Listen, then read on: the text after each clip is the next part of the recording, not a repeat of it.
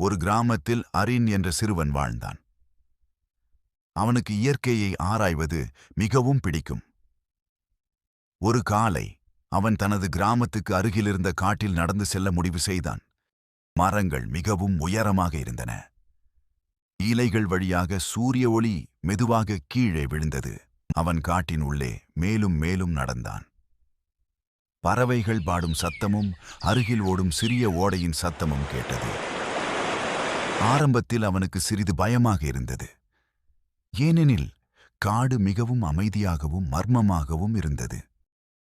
ஆனால் அவன் தாத்தா சொன்ன வார்த்தைகளை நினைத்தான்.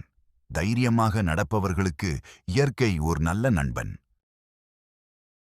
அப்பொழுது அரின் 2 கிளைகளுக்கு நடுவில் சிக்கி தவித்துக் கொண்டிருந்த ஒரு சிறிய பறவையை பார்த்தான். அது வெளியே வர போராடிக் கொண்டிருந்தது. அரின் மெதுவாக அந்த கிளைகளை பிரித்து பறவையை விடுவித்தான். பறவை மகிழ்ச்சியாக சிட்டென்று கீச்சென்று பறந்து வானத்தில் போய்விட்டது. அந்த நேரத்தில் ஆரின் ஒரு முக்கியமான விஷயத்தை உணர்ந்தான். காடு பயப்பட வேண்டிய இடம் அல்ல. அது உயிரும் அழகும் நிறைந்த இடம். வீட்டுக்கு திரும்பிய போது அவன் மிகவும் மகிழ்ச்சியாக இருந்தான். அந்த சிறிய நடைபயணம் அவனுக்கு ஒரு பெரிய பாடத்தை கற்றுக் கொடுத்தது. கருத்து: கருணையும் தைரியமும் பயத்தை மகிழ்ச்சியாக மாற்றும்.